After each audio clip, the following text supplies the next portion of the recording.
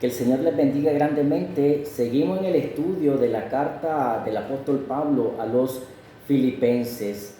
Me gustaría pues que se suscribieran al canal de YouTube. También subo contenido cristiano en mi canal de TikTok, Eliezer Espinosa Santana, para que podamos aprender, para que podamos conocer más a nuestro Dios y nuestro Señor Jesucristo. Vamos a seguir en esta carta tan hermosa, tan emocionante. Y dice el capítulo 1 de la carta a los filipenses: Pablo y Timoteo, siervos de Jesucristo, a todos los santos en Cristo Jesús que están en Filipos, con los obispos y diáconos. Gracia y paz a vosotros de Dios nuestro Padre y del Señor Jesucristo. Recordemos que a través del tiempo han venido traduciendo lo que es la palabra de Dios, y en la traducción al lenguaje actual dice: queridos hermanos de la iglesia de Filipos, nosotros, dice Pablo y Timoteo, que somos servidores de Jesucristo, enviamos un saludo a todos ustedes que pertenecen al pueblo especial de Dios y están unidos a Jesucristo. Saludos también para los líderes y los diáconos. Que Dios nuestro Padre y el Señor Jesucristo los amen mucho y les den su paz. Dios quiera que nos permita, ¿verdad?, tratar varios puntos a exponer en esta enseñanza, porque es muy educativa y muy aplicada a nuestra realidad, ¿verdad?, a la realidad que pasa en muchas iglesias aquí en San Rafael del Sur, en Nicaragua, en todo el mundo. Y lo primero que notamos es muy interesante lo que Pablo menciona de esta iglesia, y son los dos ministerios, ¿verdad?, que son los obispos, los líderes y los diáconos. El diaconado, que es un ministerio carismático, ¿verdad?, que la versión al lenguaje actual lo traduce como líderes o servidores o siervos. También examinaremos dos palabras, si Dios quiere, que Pablo hace mención en estos dos versículos, y son siervos y santos, que es bastante importante mencionar y explicar para que tengamos un contexto, ¿verdad?, a lo que Pablo se refiere, inspirado por Dios. Esta carta va para los miembros de una iglesia local, ¿verdad?, en la ciudad de Filipos, de parte del apóstol Pablo, encarcelado en Roma, confinado, encadenado dentro de 4 paredes, adolorido, ensangrentado, pero feliz, gozoso, alegre a pesar de todo lo que el apóstol estaba pasando, porque podía decir que estaba sufriendo por su maestro, que estaba sufriendo por Jesús, porque Pablo entendía de que todo lo que él tenía, para él lo estimaba como basura. El mismo Pablo lo va a decir en el capítulo 3 de la carta a los filipenses. Por eso le vamos a escuchar frases al apóstol Pablo en esta carta a los filipenses, como: para mí el vivir es Cristo y el morir es ganancia. Frases como: porque a vosotros les es concedido, dice, a causa de Cristo, dice, no solamente que creáis en Él, sino también que padezcáis por causa de Él, teniendo el mismo conflicto que habéis visto en mí y ahora oís que hay en mí. Frase como: por los demás, hermanos, gozaos en el Señor. Gócense en el Señor por las tribulaciones, las pruebas que estamos pasando. Frase muy famosa como: todo lo puedo en Cristo que me fortalece. Este es el apóstol a los gentiles. Este es el apóstol Pablo, con una misión de predicarles a los gentiles. ¿Será que lo podamos comparar con algunos apóstoles supuestamente de hoy en día? ¿Será que lo podamos comparar con el apóstol Guillermo Maldonado, o con el apóstol Cash Luna, o con el profeta Moisés Bell, o con el apóstol Rafael Ramírez y muchos más? ¿Será que Naasón Joaquín García, el de México, que está preso ahorita, será que lo podemos comparar con él?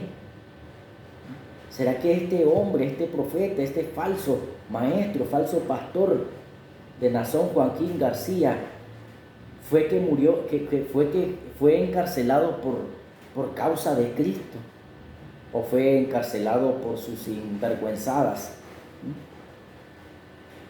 La verdad es que es un poco soberbio compararse con el apóstol Pablo, con Moisés, con José, con David, con Abraham. Sí, son personas con defectos como tú o como yo, ¿verdad? Pero solo hubo un Moisés con todo su carácter, que fue el hombre más manso del mundo. Solo hubo un José que tenía sus convicciones bien puestas, al igual que solo hubo un profeta Daniel, a como hubo solo un rey David, y también como hubo solo un apóstol Pablo, que solo eran personas comunes y corrientes, pero con el temor de Jehová, que no tomaron las cosas del Señor como juguetes, como hoy en día se hace. Hoy las personas, los pastores, los miembros, los diáconos, los de alabanza, cogen como juguetes las cosas del Señor. Y con todo esto podemos preguntarnos que cuánto hemos sufrido por Cristo nosotros. Es una pregunta que a diario nos debemos de hacer nosotros. No de balde, nuestro Señor Jesucristo dijo en Mateo capítulo 10, versículo 38, el que no toma su cruz y sigue en pos de mí, no es digno de mí. Así dijo nuestro Señor Jesucristo, el que no toma su cruz y me sigue, no es digno de ser mi discípulo. ¿Será que sentado en una banca podemos llevar la cruz y seguir a Cristo?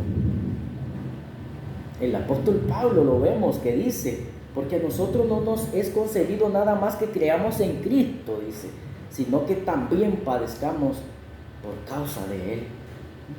Pablo entendió esas palabras de Jesús en Mateo 5:11, donde dice, dichosos, alegres, bienaventurados son, dice, cuando por mi causa los vituperen, los censuren, hablen mal de ustedes, se burlen de ustedes.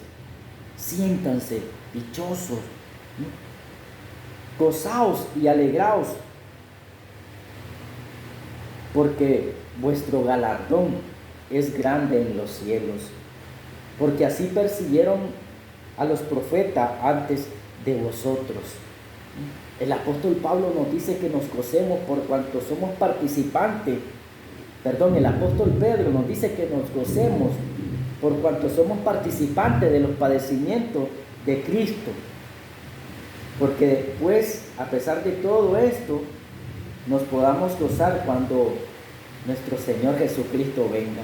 Pablo se gozaba por lo que padecía, porque sabía que así como vituperaron al Maestro, así tenía que padecer Él y todos los que crean en Él, y que el galardón es grande el que le esperaba al apóstol Pablo, no solo a él, sino que a los que aman su venida, como lo va a decir en 2 de Timoteo, capítulo 4, versículos 7 y 8.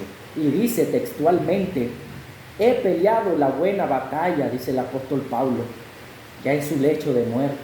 He acabado la carrera, he guardado la fe.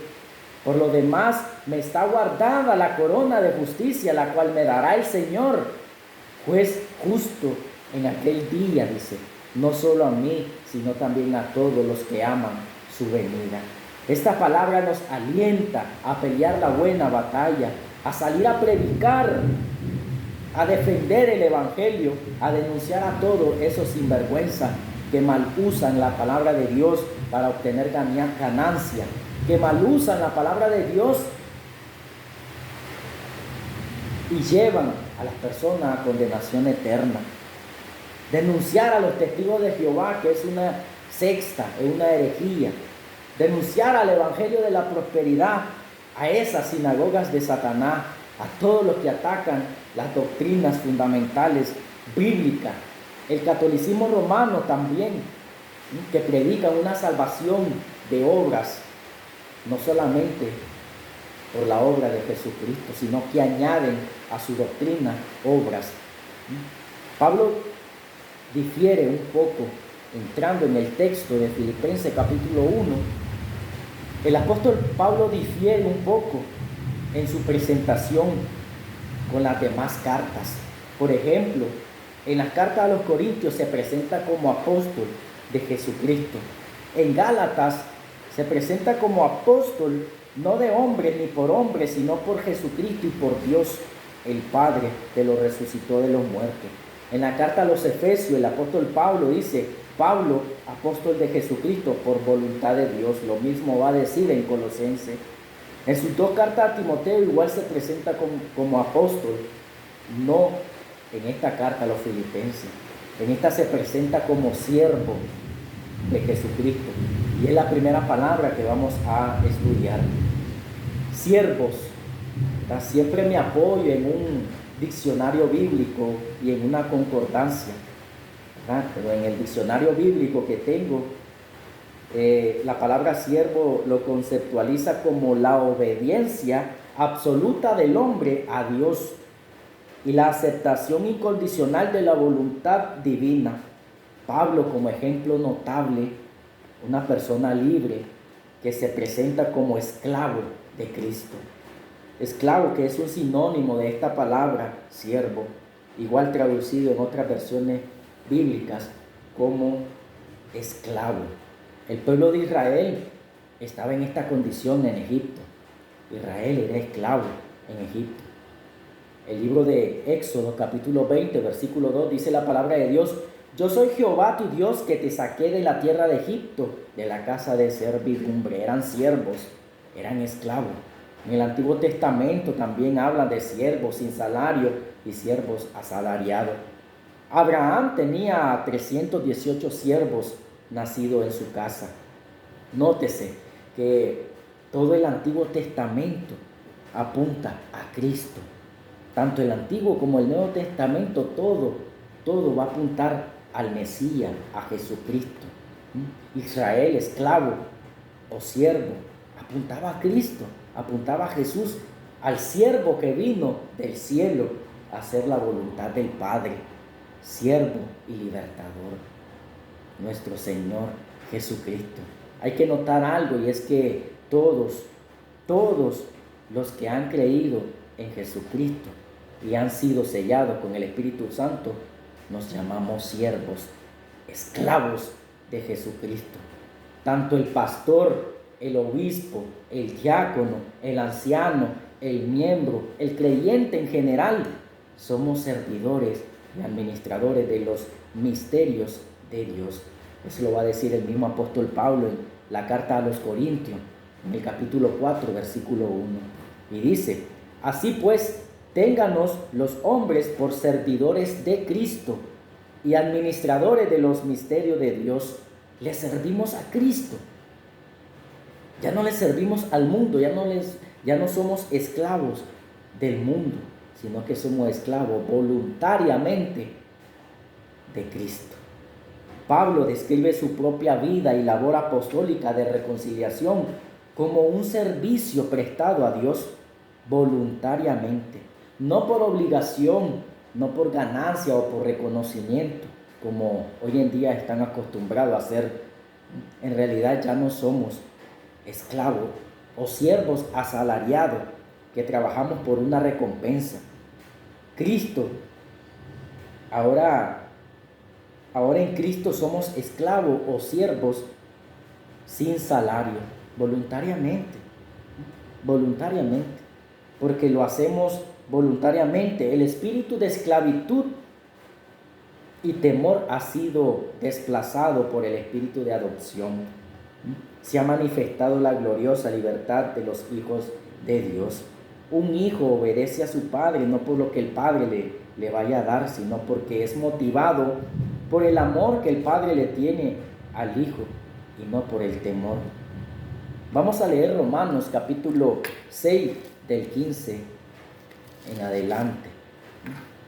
Dice la palabra de Dios: ¿qué pues? Dice el apóstol Pablo, ¿pecaremos porque no estamos bajo la ley, sino bajo la gracia? En ninguna manera, dice el apóstol. ¿No sabéis, dice, que si os sometéis a alguien como esclavo para obedecerle, sois esclavo de aquel a quien obedecéis, dice? Sea del pecado para muerte o sea de la obediencia para justicia. Pero gracias a Dios, dice, que aunque eran esclavos del pecado, habéis obedecido de corazón aquella forma de doctrina a la cual fuisteis entregados. Obedecimos al Evangelio de Jesucristo. Libertados del pecado, vinieron a ser siervos de la justicia. Hablo como humano por vuestra humana debilidad, que así como para iniquidad presentaban vuestros miembros para servir a la inmundicia y a la iniquidad, así ahora para santificación presentad vuestros miembros para servir a la justicia. Porque cuando erais esclavos del pecado, erais libres acerca de la justicia. Pero ¿qué fruto tenían de aquellas cosas de las cuales ahora se avergüenzan? Dice el apóstol Pablo, porque el fin de ellas eran muerte. El fin de ellas eran muerte. Mas ahora que habéis sido libertados del pecado y hechos siervos de Dios, tenéis por vuestro fruto la santificación y como fin la vida eterna. Porque la paga del pecado es muerte, mas la dádiva de Dios es vida eterna en Cristo Jesús, nuestro Señor. Aquí notamos la diferencia de siervos del pecado y siervos de la justicia. Con todo esto tenemos que entender de que creyendo en el Evangelio, Dios nos viene a librar del pecado, para que voluntariamente le sirvamos a Él, así como Pablo lo entendió aquel día, camino a Damasco, donde se encontró con nuestro Señor Jesucristo.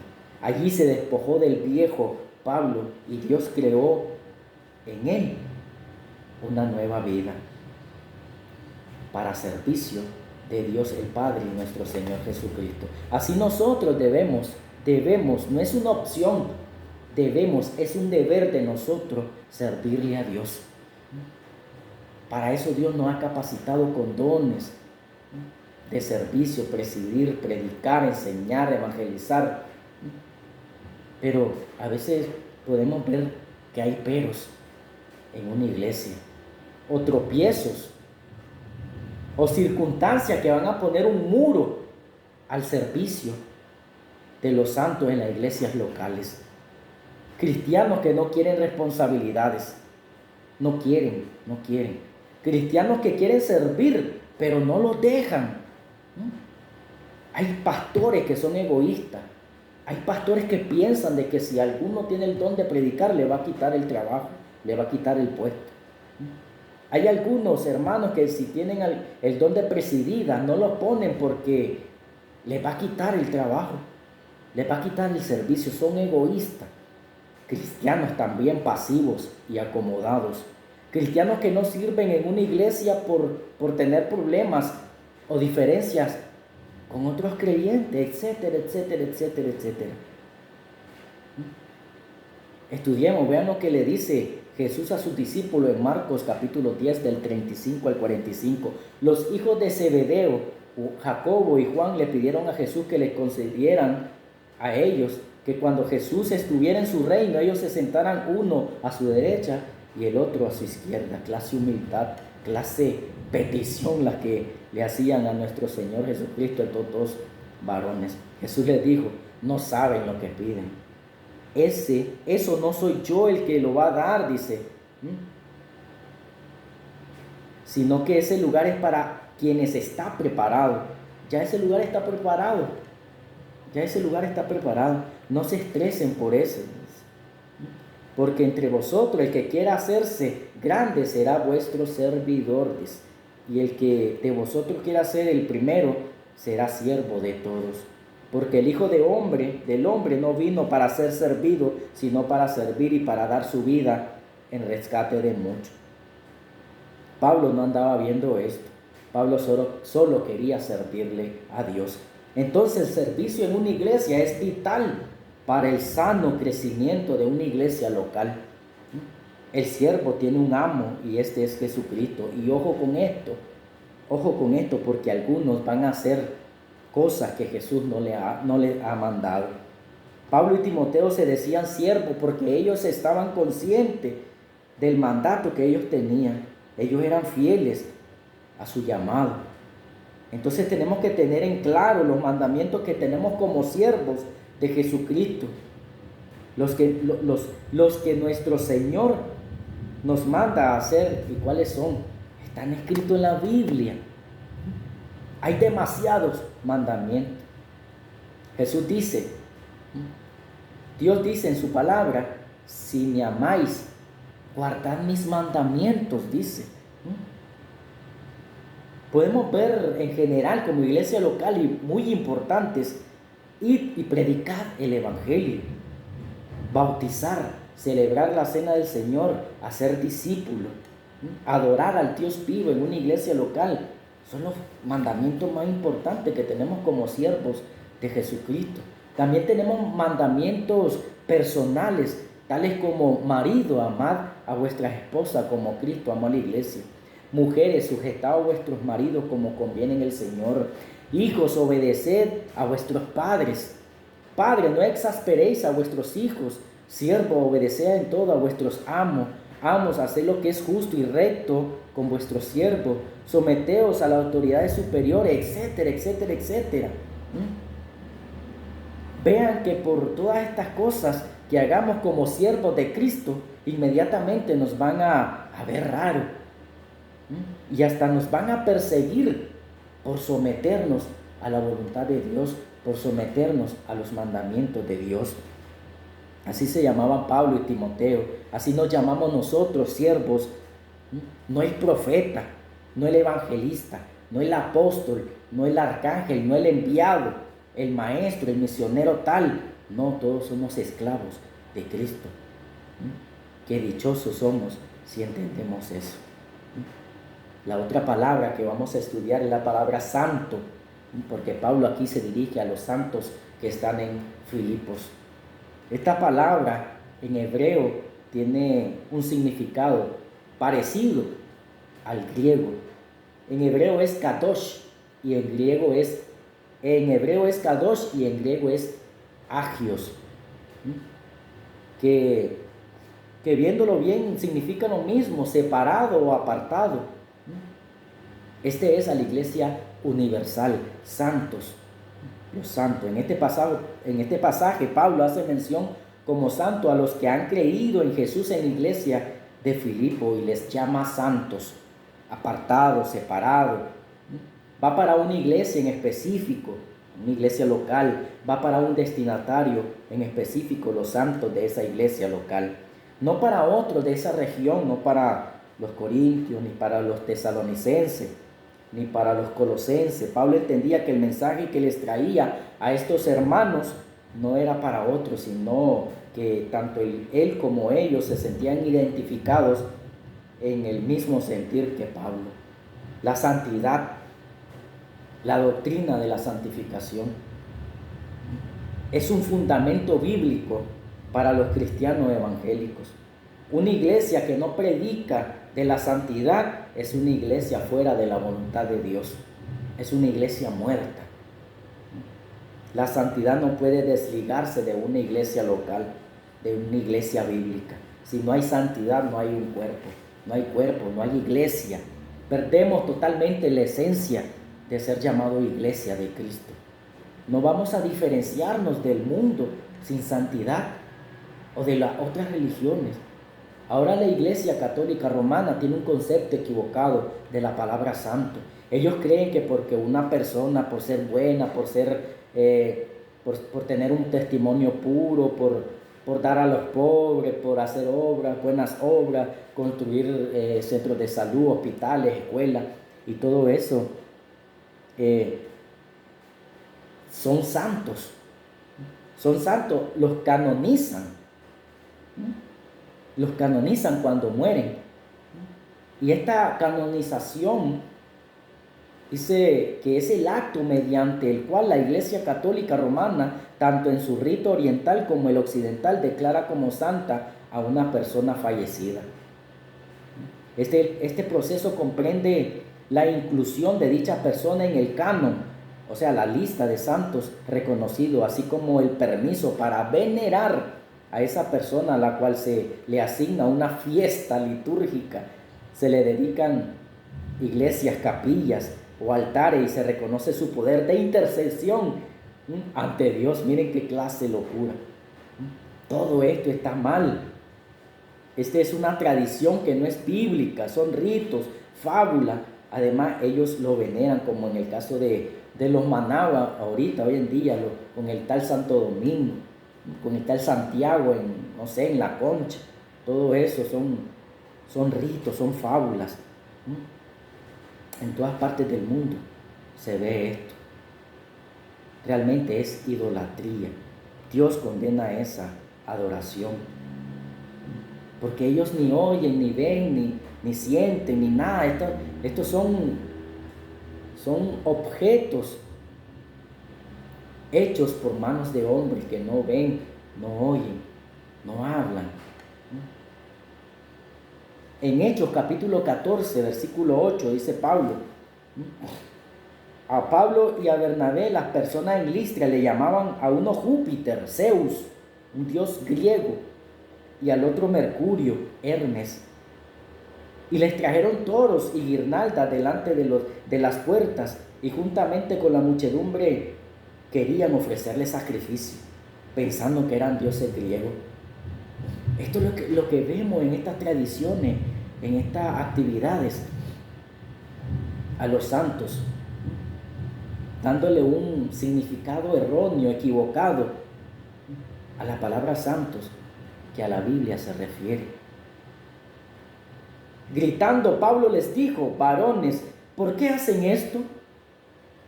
Pregunta que si se debe de hacer esos que andan en esa procesión.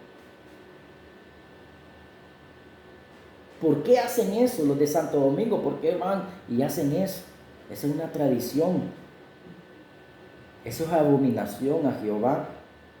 Nosotros también somos hombres, dice, semejante a ustedes, que les anunciamos que de estas vanidades se convierten al Dios vivo, que hizo los cielos y la tierra, el mar y todo lo que en ellos hay.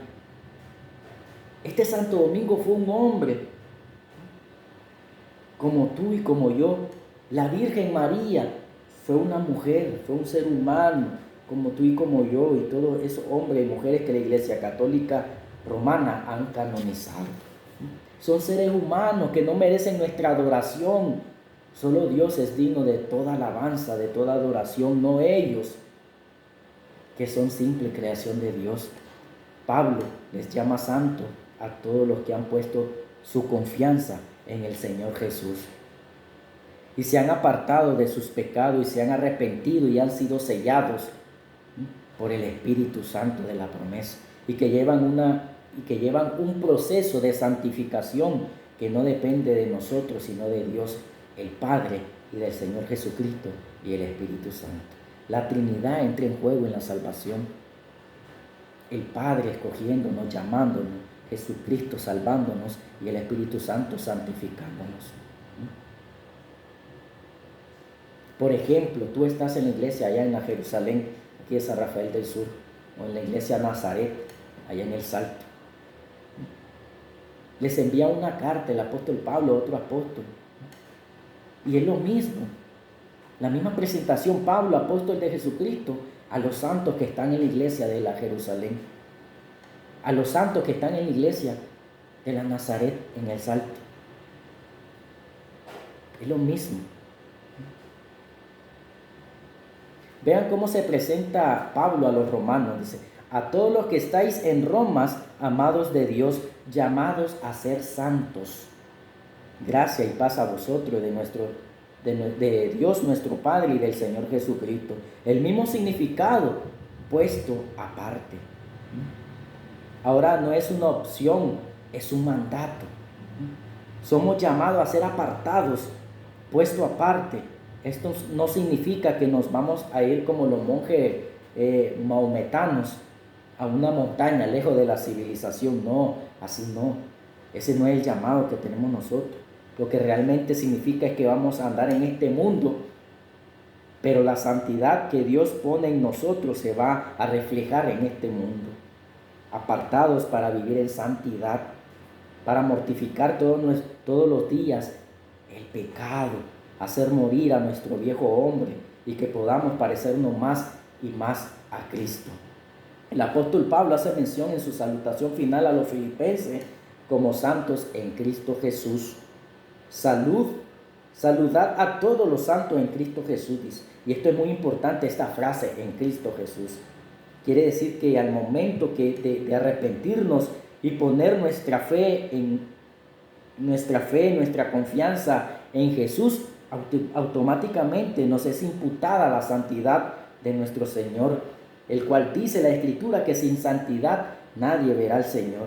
Se refiere a esa santidad de Cristo, la cual ahora el Padre ve en nosotros.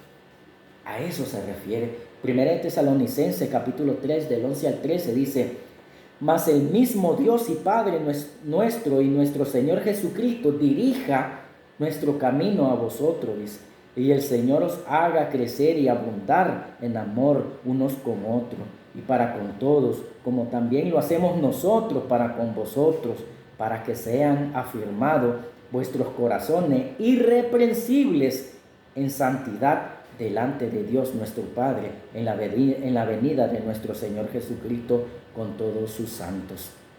Allí mismo el capítulo 4, versículo 3 dice: pues la voluntad de Dios es vuestra santificación, que os apartéis de fornicación. Versículo 7, pues no nos ha llamado Dios a inmundicia, sino a santificación. El que desecha esto, dice, Dios no desecha a hombres, sino a Dios, que también nos dio su Espíritu Santo. Seguid la paz con todos y la santidad, dice Hebreos, sin la cual nadie verá al Señor. Debemos acordarnos que ningún atributo de Dios esté elevado a la tercera potencia. Dios no es amor, amor, amor. Dios no es justo, justo, justo. Dios es santo, santo, santo. Isaías capítulo 6 dice: los serafines daban voces diciendo: santo, santo, santo, Jehová de los ejércitos, toda la tierra está llena de su gloria. Apocalipsis capítulo 4 versículo 8 dice: y los 4 seres vivientes tenían cada uno 6 alas, y alrededor y por dentro estaban llenos de ojos, y no cesaban día y noche de decir: santo, santo es el Señor Dios Todopoderoso, el que era, el que es y el que ha de venir. Ese es nuestro Dios, santo, santo, santo, el que nos dice que seamos santos como Él es santo. Ese es el amor que nos tiene.